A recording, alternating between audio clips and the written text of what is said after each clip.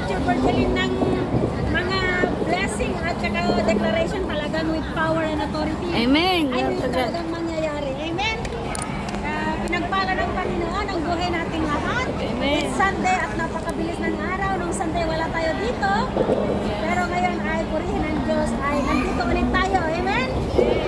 Hallelujah. Salamat sa buhay ng ating mga minamahal na mga ate, Marlene 1 and 2. They are gift from the Lord na pinagsama ng Panginoon yung mga puso natin handang maglingkod in season and out of season. Amen. Salamat sa buhay niya, Ate Marlene. And we declare magandang amo para kay Ate Marlene sa araw. Salamat, Teacher Bergelin, fresh from Philippines. Amen. At si beloved Maricel, napakabait, alternate yung kanyang holiday. At ang ating mabait na beloved Cherry, hallelujah, na very anointed din sa Panginoon. Amen. At ang ating full of faith na beloved Nebs. Alternate din yung kanyang holiday. Mag-best friend yata sila ni Ate Marlene. Oo, magkasama kami sa sunduan. Amen. Hallelujah. Sa umaga po nito, ang ating pag-uusapan ay patungkol po sa sowing and reaping principle. Amen. Hallelujah. Ang ating susing talata ay matatagpuan po sa Galatia 6 verse 7. Ang sabi niya po doon, hallelujah, do not be deceived, God is not a mock, for whatever a man sows, that he will also reap. Amen. Ang Diyos ang siyang magpala sa pagkabasa ng kanyang buhay at makapangyarihang salita. Tayo po saglit na manalangin. Panginoon, maraming salamat. Pinagpala mo ang umagang ito. Salamat sa buhay ng iyong mga anak na inuna ka, Panginoon.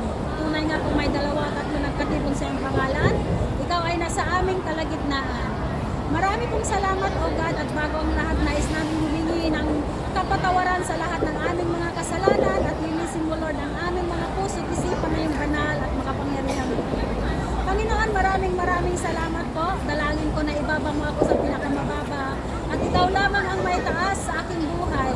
Na kung ano man yung mamamutawi sa aking mga bibig, Panginoon, Holy Spirit, I invite your presence na pangunahan mo ako, for it's not by might nor by power, but by your Spirit whom I deliver your word. Maraming pong salamat, Panginoon. Dalangin ko na buksan mo ang spiritual eyes, maging ang spiritual ears ng iyong mga anak para makita at maunawaan namin ang nais mo sa umagang ito. Maraming salamat po, Panginoon. At ngayon pa lamang inaangkin na namin ng may katagumpayan ang lahat ng aming gagawin. In Jesus' name, Amen. Amen. Ang sabi nga kanina ng sinabi ni Teacher Bergelin sa opening, Matthew 6:33, seek ye first the kingdom of God and His righteousness, and all these things shall be given unto us. Amen? Sa Matthew 6:13 pa lang, meron tayong 3 G na inaangkin. May guided life, guaranteed life, and godly life. So, ano ba ang ating gagawin? Unahin na lang natin ang Panginoon. Amen? Para lahat daw Kaya si Ate Marlene mamaya, magandang amo ang bibigay ng Lord. Kasi Amen. Amen. Ang Panginoon. Amen. Ganon din si beloved Arlene. At pinag-pray natin kanina. At the best is yet to come sa inyong mga dalawa. The best amo. Amen. Amen. Maalala po natin nung tayo mga nag-aaral pa, ang mga slogan na nakalagay doon po sa ating mga room ay mayroon siyang sinasabi doon, kung may itinanim, meron ding aanihin. Amen. Katulad ng mga guro nating masisipag noon, nagtanim sila ng mga karunungan sa atin, kaya nakagraduate tayo ng elementary, nakagraduate tayo ng high school, nakagraduate tayo ng kolehiyo, sa pamamagitan ng mga karunungan nila. Amen? Sa spiritual naman, ganun din po. Habang tayo ay may mga nagtuturo din sa atin ng mga salita ng Panginoon, kaya mas lalong lumalalim ang ating nalalaman patungkol po sa kabutihan ng Panginoon sa ating mga buhay. So may mga paalala ang Panginoon bago tayo pumunta sa pinaka-main topic. Amen? Hallelujah. May mga paalala. Ang sabi niya doon sa Numbers 23:19, umpisahan natin kay beloved Pepe. Pakibasa mo nga, beloved Peps. Ano ang sabi niya sa 23:19 ng Numbers? Ito yung mga paalala mo na ng Panginoon sa atin. Numbers 23:19.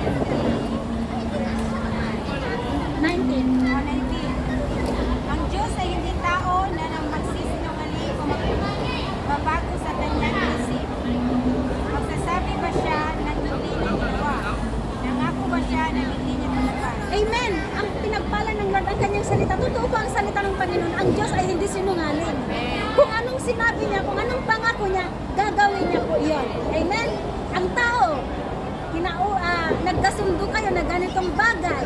Nung magka-best friend pa lang kayo, sumusunod naman. Pero nung pagdating ng panahon, hindi na sumunod, pinapahamak na. Na pinahamak na yung kaibigan, hindi na kayo mag-best friend. Kaya kadalasan sa abroad, walang forever. Amen?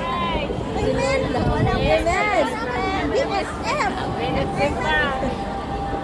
Kaya wala nang ibang pinakatapat liban sa Panginoon. Ang kanyang salita ay tunay. Kaya panghawakan natin ang mga paalalang ito ng Panginoon. Amen. Ano pa mga paalala? John 8:47. Ano sabi niya doon, beloved Cherry? Nakabasa mo. Kikinig sa salita ng Diyos. Ngunit hindi kayo ang anak ng Diyos, kaya hindi kayo nakikinig. Amen. Ang mga tunay na anak ng Diyos daw ay nakikinig. Kaya tayo'y narito ngayon para makinig ng salita ng Lord. Amen. Yung mga hindi anak ng Diyos, ayaw nilang pakinggan. Kasi baka ma-rebuke sila ng salita ng Panginoon. Mas maganda nga habang buhay pa tayo, nare-rebuke na tayo ng salita ng Panginoon. Para pagdating ng panahon, alam po natin, ay mali pala ako noon. Hindi sayang yung ginagawa natin. Yung pagpunta natin dito sa park para mag-share ng salita ng Panginoon, hindi yan sayang kasi napakinggan natin at hindi tayo nahihiyang i-share. Amen? Nakikinig at sinasagawa daw. Ano pa sabi niya? James 1:21, beloved Maricel. James 1:21, mga paalala ito. Huwag lang kayong maging tagapakinig ng salita ng Diyos, kundi sundin niyo ang sinasabi ko dahil Dinadaya niyo lang ang inyong mga sarili. Yung lahat pala daw ng ating mga napapakinggan, huwag lang nating pakikinggan. Kundi isa sa pabuhay na natin, ay mali palang manloko ng kaibigan Alam mo, nasabi niya doon sa Romans 12:19, anak, vengeance is mine. Lahat ng kinuha sa'yo, ibabalik ko yan. Joel 1:25, Joel 1:25 yung paborito ko ba yan, beloved? Na I will restore you back sevenfold lahat ng nawala. Paano kung kukunin ng Panginoon sa lanloko sa'yo yung nawala at ibabalik niya sa'yo sevenfold? Mas marami pa ang nawawala. Kaya mahirap talaga kung anong napakinggan natin. Pag hindi natin sinapabuhay yan, sanay na sanay tayong nanloko ng ating kapwa, dinadaya daw na tayo ang magsasakripisyo. Kaya sabi nga doon, Romans, kung ituloy natin 12:21, do not overcome by evil, but overcome evil with good. Baka sakali na kapag pinakitaan mo ng maganda, ay magbago po yung kaibigan mo. Amen? Amen? Kaya ito po yung mga paalala ng Panginoon. Ano pa mga paalala niya? Ang sabi niya dito sa Matthew 25:23, ano sabi niya po doon, Teacher Virgin? Matthew 25:23, his master replied, well done, good and faithful Hallelujah. servant. Ito yung You have maganda. been faithful with a few things. Amen. I will put you in charge of many things. Come and share your master's happiness. Hallelujah. Amen. Well done. Kapag pala sinasagawa natin ang salita ng Panginoon, ang Panginoon mismo, pagdating ng pagtamang sasabihin niya, well done, Marlene. Good and faithful servant. Marlene 1 and 2. Amen. Teacher Virgin, Maricel, Cherry, well done. You are faithful in the least, Debbie, you are. Pagkakatiwala ko ang mas malaki sa iyo. Amen. Ganyan kabuti ang Panginoon. Ang mga paalala at salita ng ating Panginoon. At ang sabi niya, Romans 8:14, ang mga taong pinapagnubayan ng Espiritu ng Diyos ay, sabi niya dito, mga anak ng Diyos. Kapag nasa atin ang Espiritu ng Diyos, tayo ay mga anak ng Diyos. Amen. John 1:12 sabi na doon, ang sino mang tumanggap at nanalig, ay binigyan ko ng kapangyarihan niyang maging anak ng Diyos. Tayong lahat nung tinanggap natin ang Panginoon ay binigyan niya na tayo ng kapangyarihan maging anak ng Diyos. Ngayon punta po tayo sa tatlong matatabang lupa. Ang sabi niya kanina doon, ang Panginoon ay hindi sinungaling katulad ng tao. Kung anong sinabi niya ay gagawin niya. At tayo bilang mga mananampalataya, kung anong napakinggan natin, hindi lang natin napakinggan, kundi isagawa na natin, isapamuhay na natin. Kasi pag hindi natin yan ginawa, dinadaya daw natin ang ating mga sarili. Amen? Ngayon, paglaliman natin ang pag-aaral ng ating mga Biblia, malalaman natin na meron palang tatlong matatabang lupa na kailangan nating mahalin, arugain at lingapin. Amen? Ang mga ito po ay walang iba kundi ang ating mga magulang. habang buhay pa ang ating mga magulang, ipadama na natin ang pinaka-the best sa kanila. Pangalawa, ang church na ating pinupuntahan. Amen? At ang pangatlo, walang iba kundi ang mga pastor na nagmamahal at nag-aalaga sa atin. Sila yung mga tatlong matatabang lupa na gustong-gusto ng Panginoon na bigyan natin ng pagmamahal ng panahon, arugain. Amen? Huwag natin silang iiwanan. Bakit po yung una ay magulang? Amen? Kasi yung magulang, kapag basahin natin doon sa Efeso 6:1 hanggang 3, nailagay ko ba doon sa atin natin? May Bible si ate. Makinig na lang si ate kasi may Bible siya pero hindi na ibigay sa kanya yung yung topic. I-share ko sa iyo later. Amen? As pakibasa mo na ulit Teacher Berjolin, Efeso 6:1 hanggang 3. Efeso 6, versikulo 1 to 3. Mga anak, sundin ninyo ang mga magulang ninyo dahil ito ang nararapat gawin bilang mga mananampalataya sa Panginoon. Igalang ninyo ang inyong ama't ina. Ito ang unang utos na may kasamang pangako. At ito ang pangako, giginhawa ka at hahaba ang buhay mo dito sa lupa. Amen! Ang mga magulang ay tinalaga ng Diyos na isa sa mga matatabang lupa dahil gusto ng Panginoon, igalang natin sila. Pagkamahalin natin sila. Amen? Bakit? Kasi nung, syempre, nagmahalan yung ating mga tatang at ina. At nabuo ang pinakamagandang Marlene 1 and 2 sa daigdig na ito. Amen? Teacher Berjolin, Maricel, Cherry, at Peggy, nabuo ang mga pinakamagandang anak ng Lord. Amen. 8 buwan na inalagaan tayo ng nanay natin sa silang pupunan pa lang. Siyam. Ay, siyam. Siyam na po. Kasi ako premature one. Nabuko tuloy. Eh. Yung aking lihim. Pasensya na. Amen. Hallelujah. Siyam na buwan pala. Amen. Tapos nung pinanganak na yung pinakamagandang anak ng Lord sa daigdig na ito, minahal parang itlog na inarabaan ng ating mga magulang noong malalakas pa sila. Binigay nila lahat. Amen. Kaya alam ko po, bilang mga nanay na ba kayo mga ate? Si ate, dalaga. Hindi pa siya nanay. Amen? Pero kadalasan tayong lahat ay mga nanay. Alam niyo po, yung mga nanay, sinungaling minsan. Bakit ko sinabing sinungaling? Kasi sasabihin tatanungan ng kanyang anak, Nanay, kumain ka naman sa Jollibee pag nag-day off ka? Oo anak, doon ako kumakain ng breakfast, lunch, dinner, sometimes cafe de coral. Kasi nandito ako sa abroad, pero hindi yung totoo. Nagbabaon tayo ng itlog, naglalaga tayo. May mga camping stoop pa si Ate Marlene para makatipid. Hindi natin sinasabi sa kanila para lang meron tayong maipadala na allowance nila. Ganyan ang mga magulang. Pero nang naibigay na nila yung pinakamaganda sa atin na pag-aral na nila tayo, may nurse na, engineer ka na, abogado ka na, nakalimutan mo na yung nanay at tatay mo. Amen. Nanay, isa ka na lang bibigyan kita ng pang-allowance kasi ang dami mo ng dahilan. Mga kapatid, bilang mga Kristiyano, isa pa buhay natin. Kasi kanina sabi niya doon, kapag hindi mo sinapabuhay ang salita ng Lord, dinadaya mo mismo ang iyong sarili. Kasi sabi niya dito sa Ephesians 6:1 hanggang 3, dalawa pala ang pangako ng Lord na dapat natin angkinin doon. Amen. Ito yung sikreto ng mga Kristiyano. Alam ko po, lahat ng mga Kristiyano walang mahirap. Puro mayaman. Bakit? 24 verse 1 ng Psalms. The earth is the Lord and the fullness thereof. Lalo pag puro fake yan. Lord, alam ko, kahit wala, may himala. Amen. Ganyan yung mga Kristiyano, kaya walang Kristiyano na mahirap. Bakit? Alam nila yung sekreto ng Biblia eh. Dalawa ang angkinin mong salita ng Lord doon. Giginhawa at haba ang iyong buhay. Amen. At inulit niya pa yun doon sa Exodus, doon sa 10 utos, di ba sinabi niya doon, honor your father and your mother for this is right. For you will, sabi niya doon, hahaba ang buhay mo at giginhawa ang buhay mo. Amen? May mga anak kasi na, dahil halimbawa, 4 kayong mga magkakapatid. Yung iba, abogado, yung iba, pulis. Yung iba, may farmer din, siya namamahala sa marami niyong lupain. Amen? Yung government employee.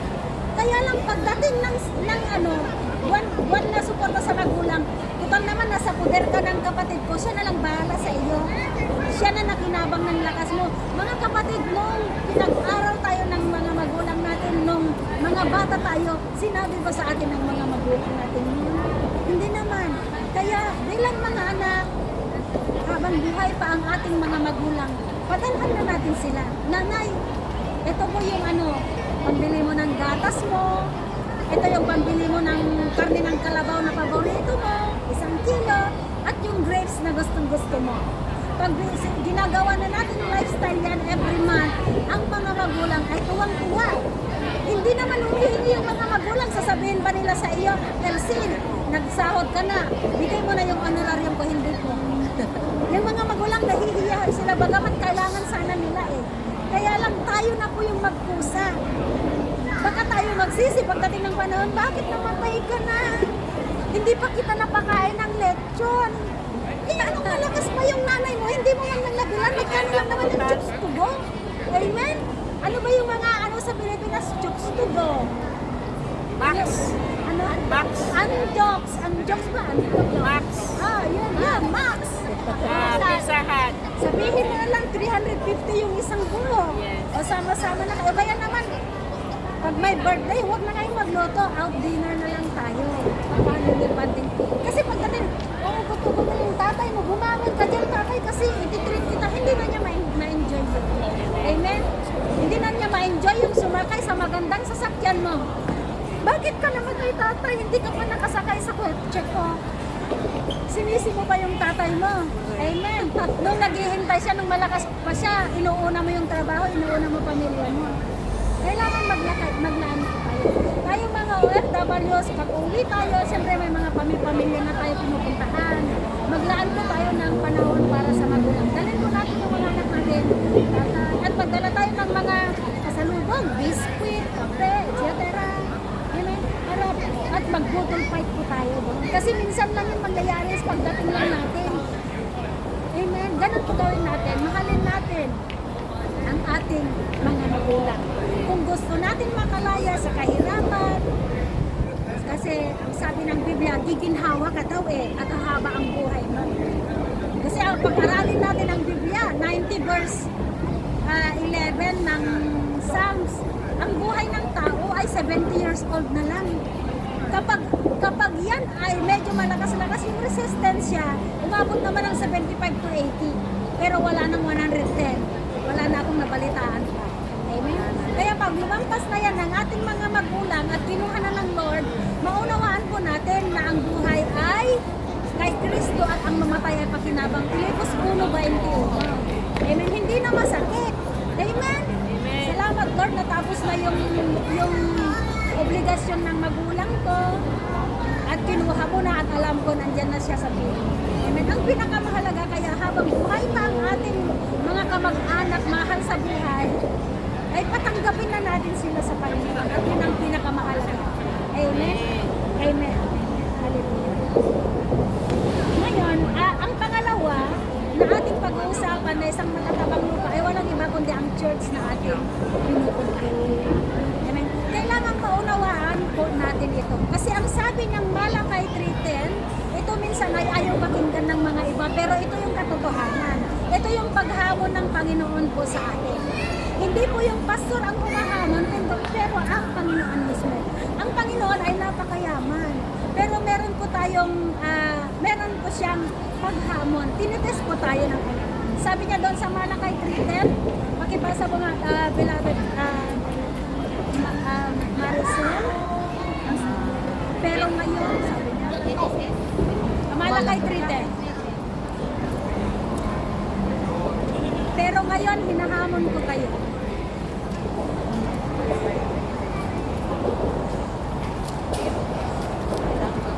Pero ngayon, hinahamon ko kayo. Subukan ninyo. Ang salita ng Diyos, yung translation ko. Ang makapangyarihan dalhin ninyo ng buhay mga ikapo sa liga at templo upang may pagkain sa aking templo. Kapag ginawa ninyo ito, madadalhan ko kayo ng Amen. Sobra sobrang pagpapala. Amen. Kapag tayo naging tapat sa Panginoon, sabi nga doon, sobra-sobra daw. Nililinaw po ng salita ng Lord dito sa Malakay 3:10. Tayo po'y nagbibigay sa Panginoon, hindi lang dahil nakokonsensya tayo. Ibibigay ko yung para sa Lord kasi nakokonsensya ako na baka kapag hindi ko ibigay ay mas malaki yung babawin ng Lord sa akin. Amen. Hindi lang po yun yung dahilan. Ibibigay ko yung para sa Panginoon para mas lalo niya kong pagpalain. Hindi lang po yun ang dahilan, mga kapatid. Ang pinakadahilan kung bakit tayo nagbibigay sa Panginoon because of gratefulness. Pinapasalamatan natin ang Panginoon sa lahat ng mga biyayang natatanggap natin na galing mismo sa Kanya. Lahat ng mga pagkain, inumin, ng mga blessings na natatanggap natin, lahat ng ito ay galing po sa Kanya. Yung mga sasakyan natin, yung mga ari-arian natin, kaya nga sinabing ari-arian kasi hindi natin pag-aari. Pag-aari lahat ng Panginoon. Kaya sabi niya, ngayon din, hinahamon ko kayo na ibigay nyo ng buong buo. Kapag naunawaan lang natin ang salita, kasi may mga nagbibigay na hindi naunawaan, pinapagalitan yung pastor. Bakit mo kasi pinipilit na ibibigay yung tithes? Hindi ko naunawaan kung ano talaga yung ibig sabihin. Amen. Nasisituloy yung pastor. Amen. Kaya kapag naunawaan na natin, saka lang tayo magbibigay. Baka mamaya sisihin pa natin yung pastor natin. Amen. Kasi ang sikreto ng Biblia, pag tayo nagbibigay, maraming mga pagpapala. Amen. I-testimony ko yung aking mga anak, dalawa lang yung aking mga anak naman. Ay ngayon yung isa kong anak, laging namumroblema yan ng tuition kasi siya yung taga-budgeting sa aming pamilya, yung anak kong babae. Sabi niya, Mama, allowance na lang natitira, pangkain. Nasaan yung pang-tuition ko? Magkano ba kako yung pang-tuition, yung pang-enrollment lang naman? 2,500 daw. Sabi ko, kulang na nga anak. Pero hindi yan pwedeng kulang. Meron yan anak, God Himself will provide. Amen. Kaya napakabuti ng Panginoon. Ako'y lumabas, pumunta ako sa market. Nakita ko si Grandpa, yung kaibigan ko sa Central na namumulot ng basura. May dala-dala siyang maleta na itatapon. Ang sabi ko, Grandpa, can I have your luggage please? It's look very beautiful. Yeah, you can have it. Hindi mo alam, nasa loob ng maletang yon, maraming basura. May mga red bucket, kung ano-ano, etc. May power bank din. Dami naman. Ngayon, nung tinignan ko, sabi ko, Lord, hindi pwedeng wala ito, meron ito. Yung nagganon lang ako, hiramin ko muna, Lord, yung sinabi mo kay Abraham, yung sinabi ni Abraham kay Isaac ba? Na sabi niya, Ama ko, nasaan yung ihahain? Ready na yung palakol, ready na yung panggatong. Ang sabi ni Abraham, kahit nalulungkot siya dahil tapat siya sa Lord, anak, God Himself will provide. Sabi ko, Lord, hiramin ko muna. Genesis 22 verse 8, mayon. Ganon. Yung pinakalas na 5 red packets sa maleta na yon, may laman na tigwa 100. Wow. Kaya napakabuti ng Panginoon. May pang-enroll na yung anak ko, meron pang para sa Panginoon. $400 ang kailangan ko. So yung $500, binigay ko na sa Lord. Amen. Kasi pinrovide niya eh. Ganyan kabuti ang Panginoon. Pag sabi niya kasi doon, subukan mo. Kasi subukan mo. Kasi ang hirap mag-budget, Lord eh. 2 anak ko, may apo pa ako, may nanay pa ako, may mga kapatid, pamangkin pa ako, single mom, yung nanay ko. Parang ang dami. Parang sayang. Pero hindi pwede. Pag naunawaan mo talaga ang salita ng Panginoon, natatakot ka nang hindi bigay. Kasi inaanggin mo na lahat ng merong natatanggap mo ay galing lahat sa Kanya. Amen? Ganun kabuti ang Panginoon. At isa pang dahilan kung bakit tuloy-tuloy ang paglilingkod. Walang iwanan. Kasi sabi niya doon, those who endure to the end will be saved. Nasa gitna na tayo, hindi na tayo pwedeng umurong pa. Tuloy-tuloy na yan, malapit nang dumating ang Lord. Amen? Kaya ako'y nandito sa Jesus Christ the Deliverer. Sa mga bago natin kasama, ang anak ko noon ay may bukol dito nung pinanganak ko dito. Sa mata niya. Ngayon, ako'y katoliko dati. Nung pinanganak ko yung aking anak, ang laki ng bukol niya, nakilala ko ang Jesus Christ the Deliverer. Deliver us to cast out demons. Because sabi niya dun sa kanyang salita, Hebrews 13:8, Jesus Christ is the same yesterday, today, and forever. sino siya noon, siya pa rin ngayon at magpakailanman. Kung nagpapagaling siya noon, pinapagaling niya rin tayo ngayon by our faith. At magpakailanman. Sabi ng pastor na nag-pray sa akin, ano gusto mong pag-pray ko sa iyo? Sabi ko, Pastora, gusto kong mawala yung bukol ng aking anak. To God be the glory, bago nag-graduate ng grade 6 yung aking anak, nawala po yung bukol na dito. That's the miracle by faith. Because faith without action is dead. Pag hindi ka naniniwala sa pananampalataya, hindi yan mangyayari, hindi ka makakalaya sa utang. Hindi ka makaka-receive ng healing and deliverance mula sa Panginoon. Amen? Kaya nagkaroon ng miracle na nangyari. Kaya tuloy-tuloy ako dito sa Jesus Christ Deliverer by faith. At ganun din, kung sino yung nag-declare ng prayer, ng blessing, tinatanaman ko yan. By faith, God honor. Amen? Kaya maraming mga milagro, pati mga palay namin na natumba, nagsitumba na mga palay namin. Binagyo na. Sabi ng aking asawa, mahal ko, wala na yung palay natin, natumba na silang lahat. Sabi ko, after 3 days, puntahan mo. Kasi malayo yung ano namin, yung mga bukirin namin, malayo, magkukulit pa siya. Yung puntahan mo yung palay natin, babangon yan. By faith. Bakit? Kasi God is powerful. Kaya nga gawin ang lahat, for with God all things are possible to those who believe. Totoo nga mga kapatid, after 3 days, bumangon yung mga palay namin. Amen? Kami lang yung bumangon. Bakit? God is good. Amen? Hindi ko alam kung paano nangyari. Bahal na si Lord. Sayang yung gastos natin. Natumba na lahat yung palay natin. Hindi yan sayang. God will do miracle. Kaya ganyan kabuti ang Panginoon. Kaya saan pa tayo? Bakit pa natin? At siya, huwag suportahan natin. Amen? Amen. Tuloy-tuloy lang. Huwag natin iiwanan yung church kung saan natin nakilala ang kabutihan ng Panginoon. Doon na tayo para tayo mas lalong lalago. Amen? Kaya napakabuti ng Panginoon. We are praying, Lord. Magpadala ka naman ng anointed na maggigitara. Nung after last Sunday, nakilala ko si Ate Marlene. Sabi ko, Lord, thank you. Nangyari yung salita mo, John 12:24.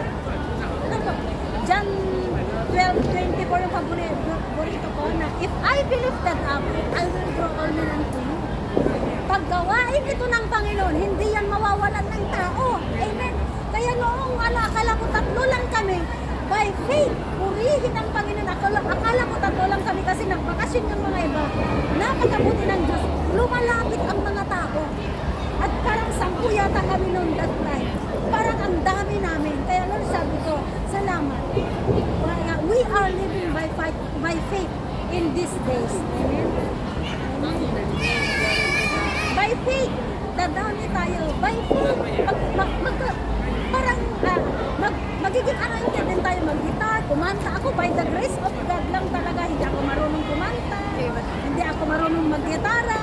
But because I want to glorify God by singing praises to Him, adi, ganun, binibigyan niya tayo ng anointing. Hindi niya naman tinitignan kung maganda o hindi yung pagtugtog mo. Ang tinitignan Panginoon, yung puso mo. Amen? So binibigyan niya tayo ng anointing na nagmumula sa Kanya. Amen. Kahapon nga, to God be the glory, nag-join ako ng service sa Saturday group.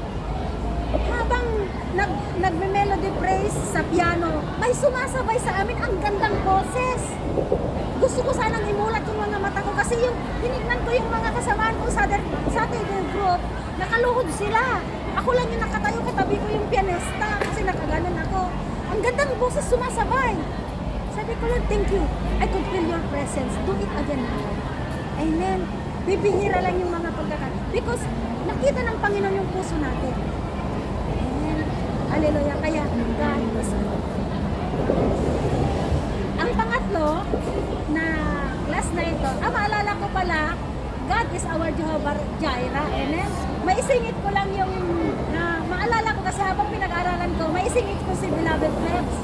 Pasensya ka na, Beloved Pebs, kasi sabi niya kasi supporter siya sa church doon sa kanila. Sabi niya nung that time, Pastora, mayroon akong itatanong sa iyo. Hindi ko pa tinuro, ngayon ko lang tinuro yung giving. Kasi Spirit of the Lord is leading us. Sabi niya, saan ko po ba ibibigay yung tithes ko? Sabi niya. Sabi ko, bakit? Kasi gusto kong mag-tithes. Sabi ko, kung saan ka kumakain ng salita ng Lord, doon mo ibibigay ang tithes mo. Amen? Kung meron kang church na sa Pilipinas, yun ay, ano mo lang yun, love gift mo, kaya donations mo na lang yun doon. Amen? Kaya to God be the glory, nag-tithes nga siya. Kaya purihin ang Panginoon at naunawaan niya. Amen? Ang church naman na ito ay hindi namimili.